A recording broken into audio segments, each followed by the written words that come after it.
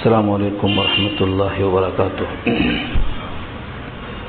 الحمد للہ وحدہ والصلاة والسلام علی من لا نبی بعدہ اما بعد فاعوذ باللہ من الشیطان الرجیم بسم اللہ الرحمن الرحیم. اللہ الذی خلقکم من ضعف ثم جعل من بعد ضعف قوة ثم جعل من بعد قوة ضعفا وشيبا يخلق ما يشاء وهو العليم القدير إلى آخر الآية. صدق الله العلي العظيم وصدق رسوله النبي الكريم ونحن على ذلك من الشاهدين والشاكرين. اللهم ألهمنا رشدنا وأعذنا من شرور أنفسنا. اللهم وفقنا لما تحب وترضى من القول والفعل والنية. رب اشرح لي صدري ويسر لي أمري واحلل عقدة من لساني يفقهوا قولي. آمین یا رب العالمین. محترم حضرات، معزز سامعین، محترم خواتین، میری ماؤں اور بہنوں، ملی بھائیوں، سورہ روم 21واں پارہ، سورہ روم کا آخری رکوع آیت نمبر 54 سے لے کر 60 تک اللہ تعالیٰ نے انسان کے وجود میں جو تغیر ظاہر کیا ہے بطور مشاہدے کے اسی کو پیش کیا گیا ہے تاکہ جن کو یقین نہیں آتا کہ مرنے کے بعد زندہ کیا جائے گا ان کا یقین بڑھ جائے. اس لیے اللہ تعالیٰ نے انسان کی تخلیق میں جو مختلف حالات گزرے ہیں انہیں کو یہاں پر پیش کیا گیا ہے، کیونکہ سورہ روم میں شروع سے آخر تک تقریباً یہی کوشش کی گئی ہے کہ جن کے عقائد درست نہیں ہیں، توحید، رسالت، آخرت سے متعلق، ان کو مختلف زاویے سے سمجھایا جائے. اور یہاں پر جو بات پیش کی جا رہی ہے یہ مشاہدہ ہے، یعنی ہر انسان اس پر یقین کے ساتھ اعتراف کرے گا، ذرہ برابر شک نہیں ہو سکتا ہے. اس لیے یہ رکوع خاص طور سے ہر شخص کو اپنے اوپر غور سے سوچنا چاہیے. اللہ اس میں ذات ہے، الذی خلقکم، جس نے تم کو پیدا کیا، من ضعف، کمزوری سے، ضاد عین فے، ضعف اردو میں استعمال ہے کمزوری. ضعیف کہتے ہیں کمزور آدمی کو، بوڑھے آدمی کو ضعیف کہتے ہیں. ضعف اگر پیش کے ساتھ ہے تو مانے جسم کمزور، اور اگر ضعف ضاد کے زبر کے ساتھ ہے تو ذہن کمزور. اور بڑھاپے میں دونوں کمزور ہوتا ہے، اور بچپن میں بھی دونوں کمزور ہوتا ہے. اللہ فرماتے ہیں کہ اللہ نے تم کو جو پیدا کیا ہے تو بالکل کمزور چیز سے. اللہ الذی خلقکم من ضعف، تم کو اللہ نے ضعف سے پیدا کیا ہے. اب وہ ضعف کی حالت 4 مرحلوں میں تقسیم کر سکتے ہیں آپ. جب ماں کے پیٹ میں نطفے کی شکل میں تھے کمزور، جنین کی شکل میں تھے کمزور، دودھ پینے کے دنوں میں تھے کمزور. یہ جو ابتدائی حالات ہیں ولادت کے، رضاعت کے، گود میں کھیلنے کے، دودھ چھڑانے کے، یہ ساری مدتوں میں کمزور ہی تھے.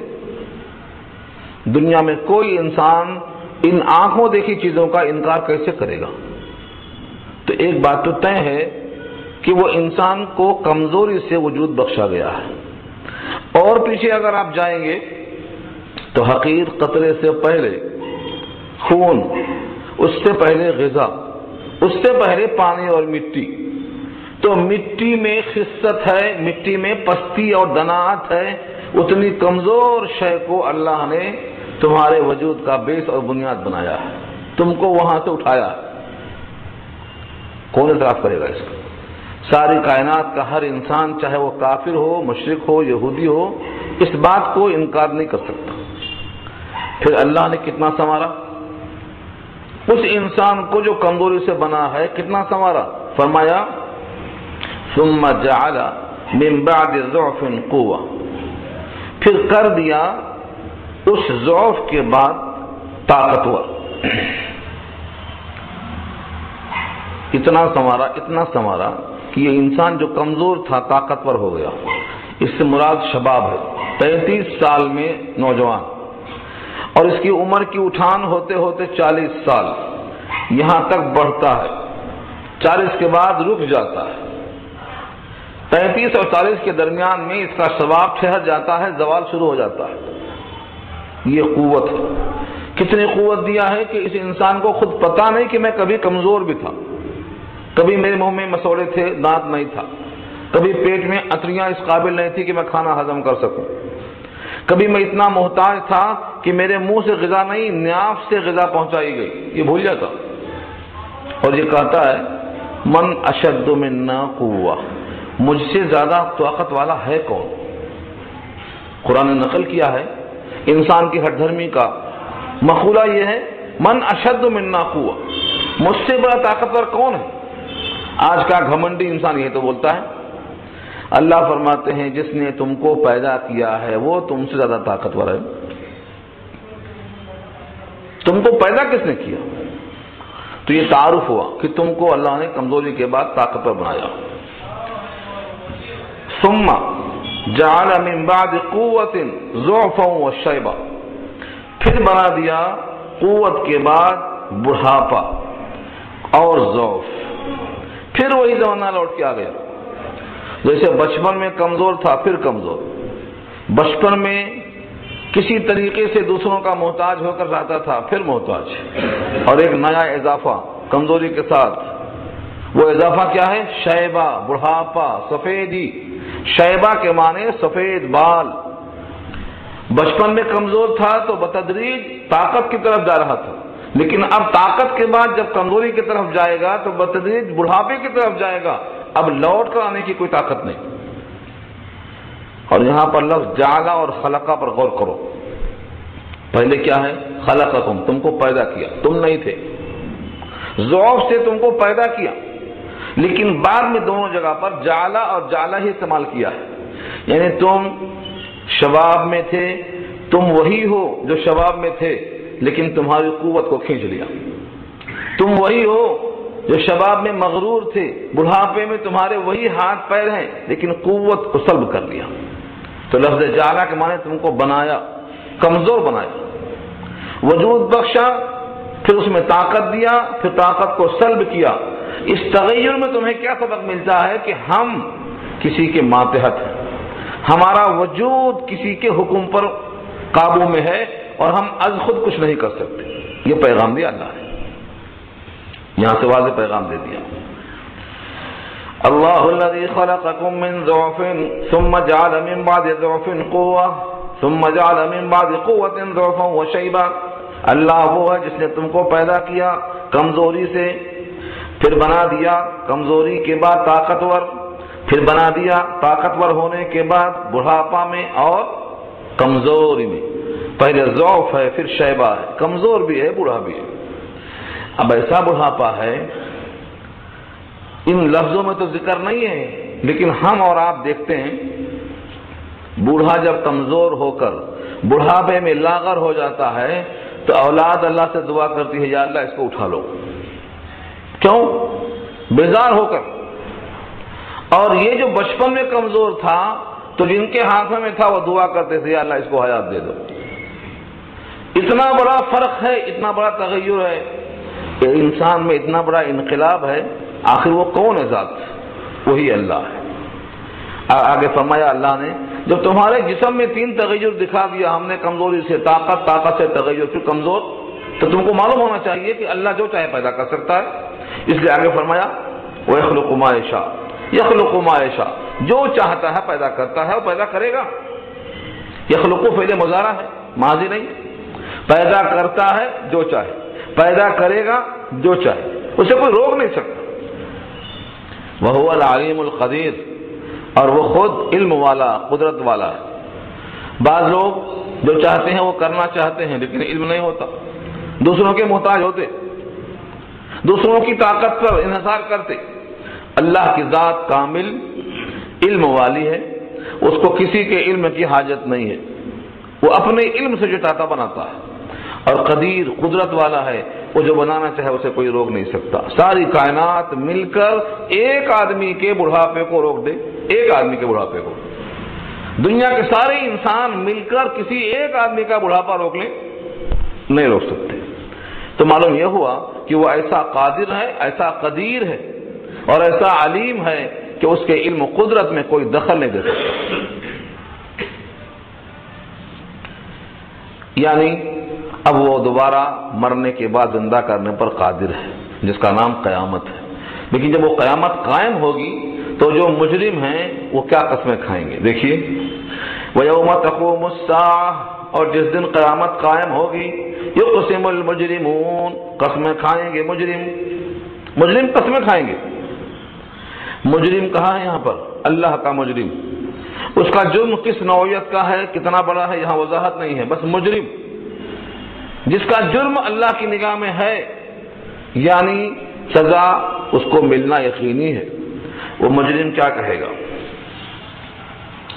یقسم المجرمون, قسمیں کھائیں گے مجرم لوگ. ما لبثوا غیر ساعہ, ما لبثوا, نہیں ٹھہرے وہ دنیا میں یا برزخ میں, غیر ساعہ, ایک گھنٹے سے زیادہ. غیر ساعہ کے معنی ایک ساعت سے زیادہ وہ نہیں ٹھہرے, قسمیں کھائیں گے. تفسیر کے ماہرین لکھتے ہیں ما لبثوا فی الدنیا یا ما لبثوا فی البرزخ, دونوں مراد ہیں. دنیا میں ہم نہیں رہے مگر ایک گھڑی.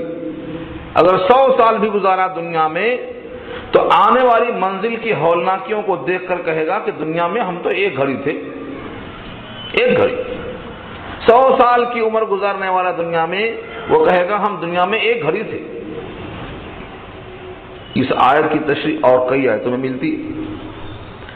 کأنہم یوم یرونہا لم یلبثوا الا عشیۃ وضحاہا, پارہ 30 میں یہ آیت آ چکی ہے. ایک صبح یا ایک شام دنیا میں تھے, بس اتنا ہی تو کہیں گے وہ. سورہ کہف میں آپ پڑھ چکے ہیں, جو 300 سال تک سوئے ہوئے تھے, جب وہ کھڑے ہوئے تو کب تک تم سوئے, آپس میں گفتگو شروع ہوئی. کسی نے کہا 1 دن یا 1.5 دن, 1 دن. تو دنیا کی زندگی آخرت کے مقابلے میں 1 گھنٹہ یا 1 صبح یا 1 شام دکھائی دے گی. اور یہی حال برزخ کا بھی ہوگا. دوسری روایت کے مطابق قبر میں جو دن گزرا ہے, آدم کے زمانے میں مرا ہے, اب تک قبر میں ہے, یہ برزخ ہے اس کے لیے, وہ بھی. اور جو اب مرے گا یا قیامت کے 1 دن پہلے مرے گا, وہ سب کے سب یہی سمجھیں گے کہ قیامت جلدی آ گئی. اور ہم کو برزخ میں جو موقع تھا یہ بہت کم موقع دیا گیا. قیامت کے آنے کے لیے مومن دعا کرتا ہے, ربی اقیم الساعہ. ہر برزخ میں ان کا خیال یہ ہوگا کہ پروردگار جلدی قیامت قائم کر, جلدی حساب ہو, جنت میں ہم پہنچ جائیں. کیونکہ یہاں برزخ میں جنتی کو جنت کی ہوائیں تو آتی ہیں, لباس تو آتا ہے, غذائیں تو آتی ہیں, لیکن جنت میں جائے گا جب حساب ہو جائے گا. تو کہیں سے ٹفن آنا اور ٹفن جہاں سے آتا ہے وہاں پہنچ جانا, کتنا بڑا فرق ہے. چلو چل کے کھائیں گے بولتے, کیوں بھائی چل کے کیوں کھائیں گے, وہ بات ہی کچھ اور ہے.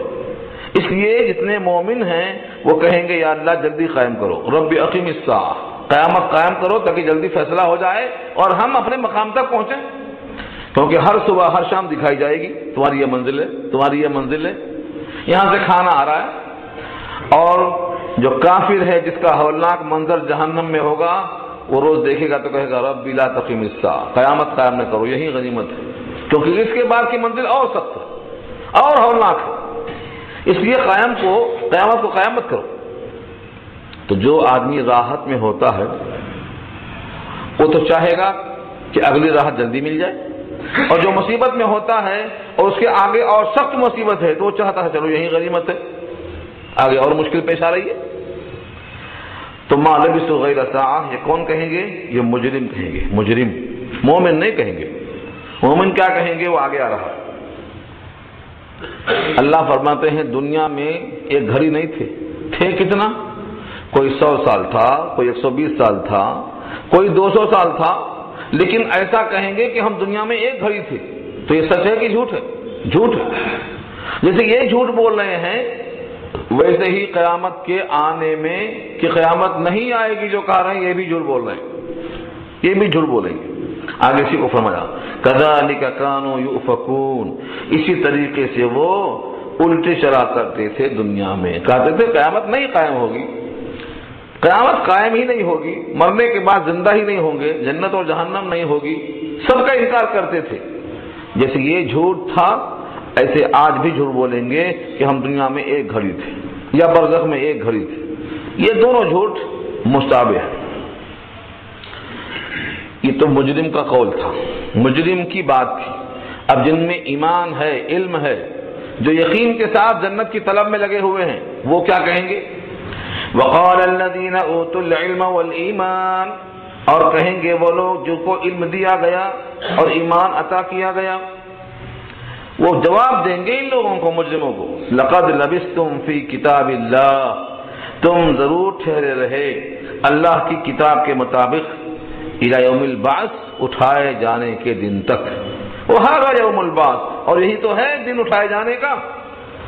اللہ کی کتاب میں لکھا ہوا تھا کہ ہر برزخ والا انسان اٹھائے جانے کے دن تک رہے گا، اور یہ دن اٹھائے جانے کا ہے۔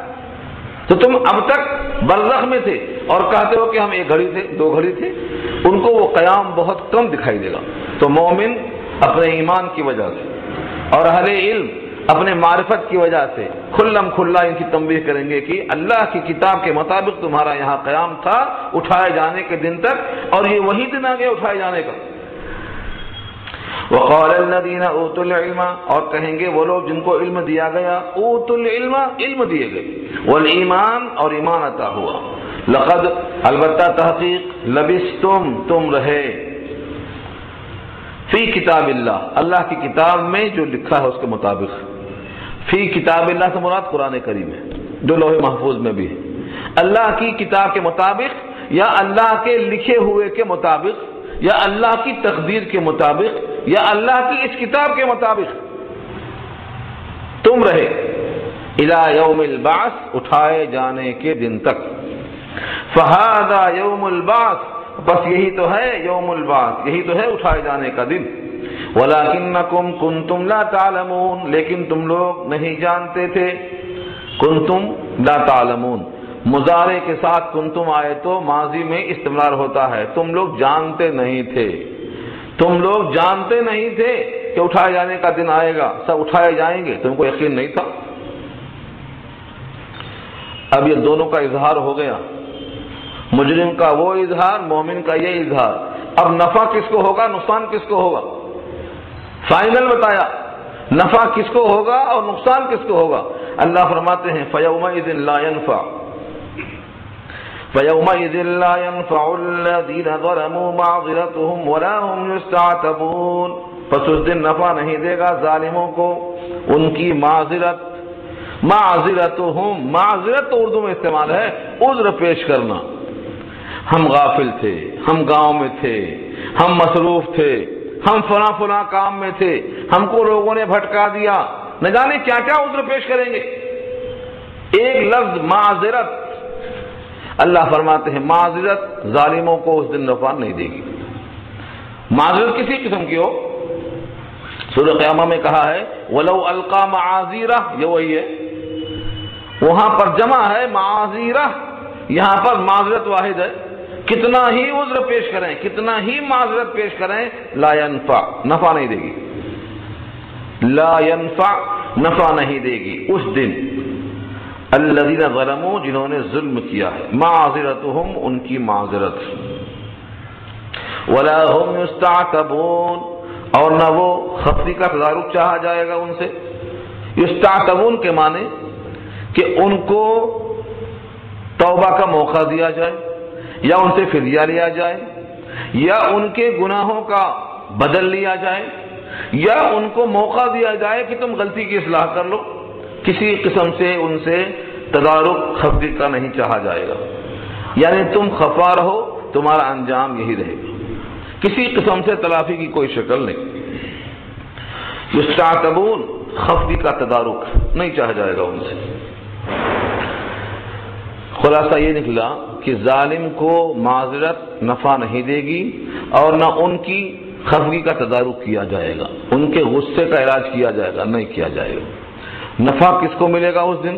یوما ینفع الصادقین صدقہم، یہ دوسری آیت میں ہے، جس دن نفع دے گا سچ بولنے والوں کا سچ، تو سچوں کا سچ جس دن نفع دے گا، ظالموں کی معذرت اس دن نفع نہیں دے گی۔ اور معذرت کون کرے گا؟ جس نے غلطی کی ہے، پشیمانی ہوئی ہے، وہی تو کرے گا معذرت۔ جس نے غلطی ہی نہیں کی ہے، اپنے ایمان اور علم کی بنیاد پر چلتا رہا ہے، تو ان کا صدق اس دن نفع دے گا۔ یہ دونوں مثالیں بیان کر کے اللہ فرماتے ہیں قرآن کریم میں ہم مختلف مثالیں دیتے ہیں، نصیحتیں کرتے ہیں، مختلف قسم کی ایسی بہترین توجیہیں پیش کرتے ہیں کہ لوگوں کے دماغ میں توحید آئے، لیکن ہٹ دھرمی کا کوئی علاج نہیں ہے، ان کے دماغ میں کوئی بات بیٹھتی ہی نہیں ہے۔ یہ آیت قرآن کریم میں کئی مقام پر آ چکی ہے۔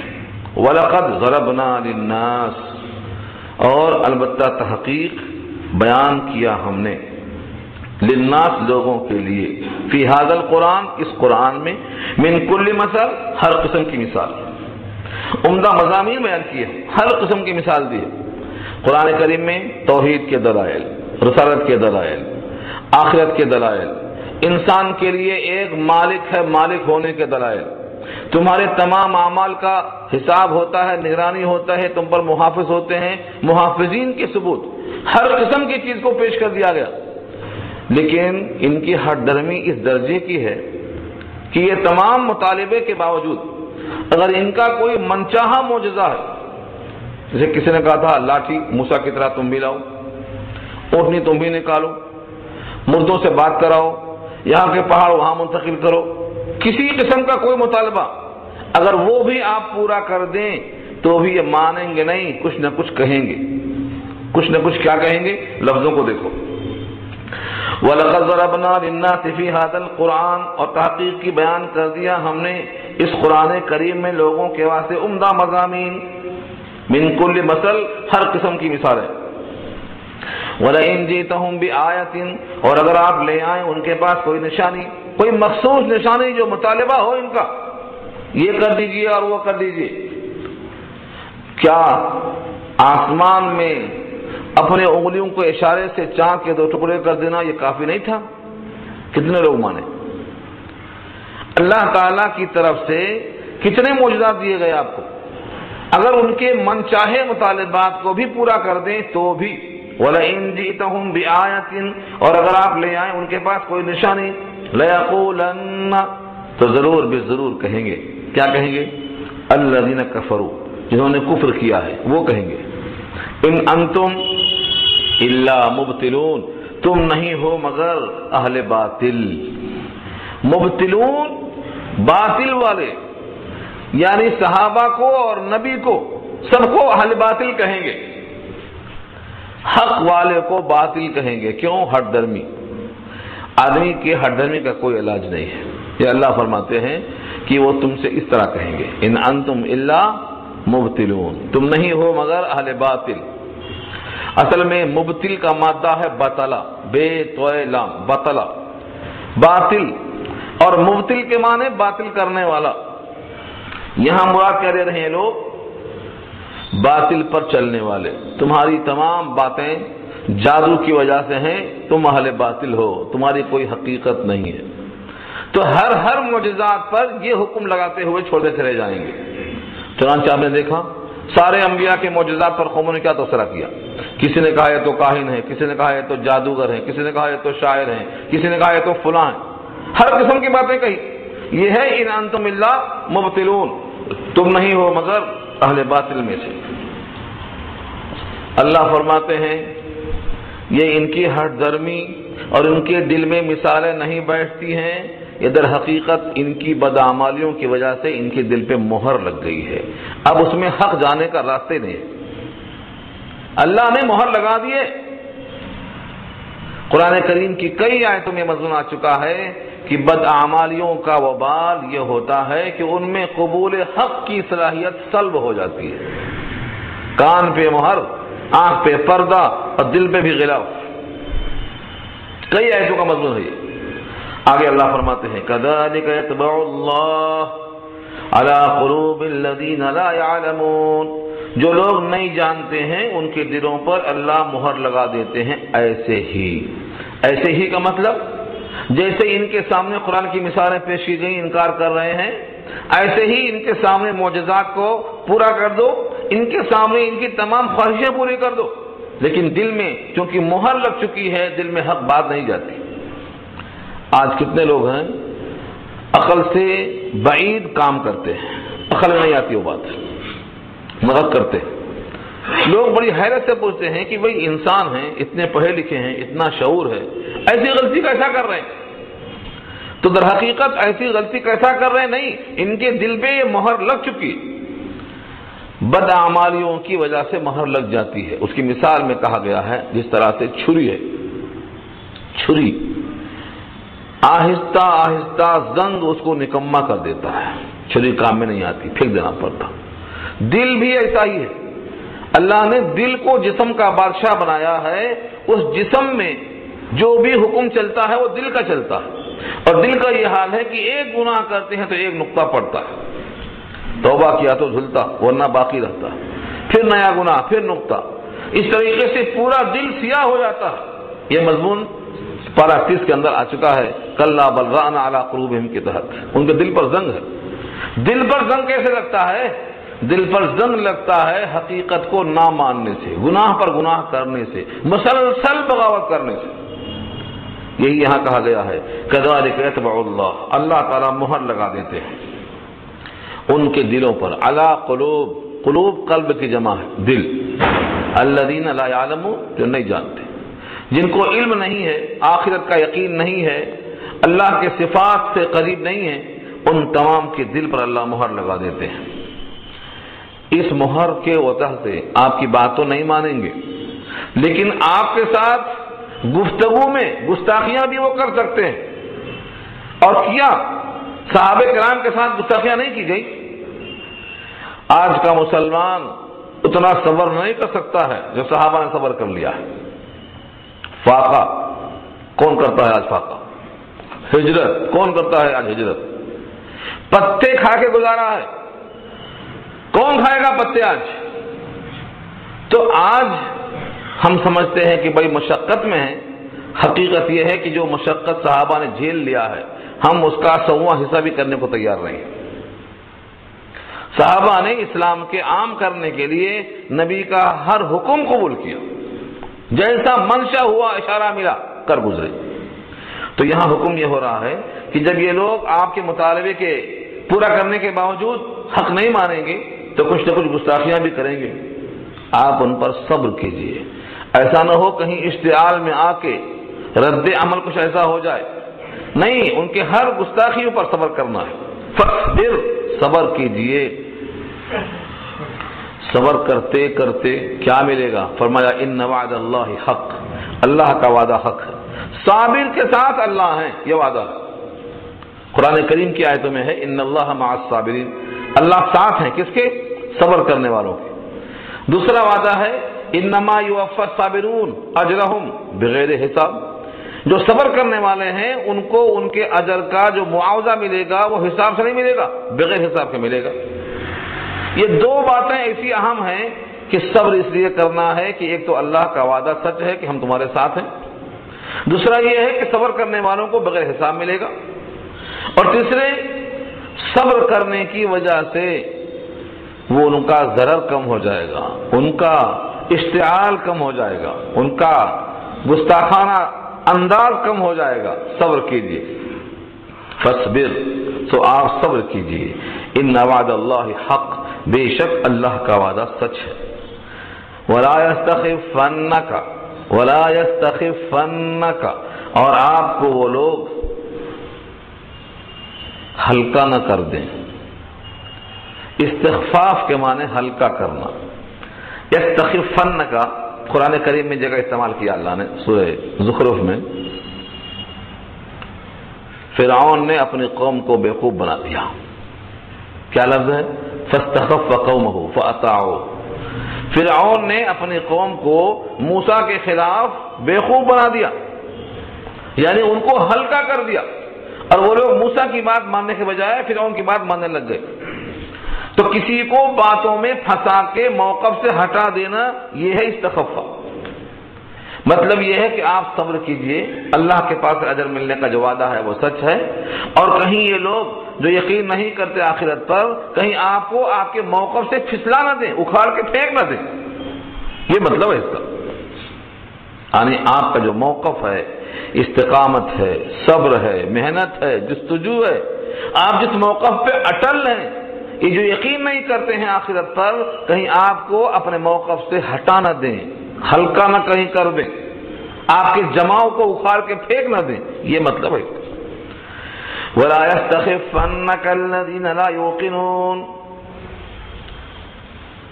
جو لوگ یقین نہیں کرتے ہیں وہ لوگ کہیں آپ کو آپ کے موقف سے پھیر نہ دیں۔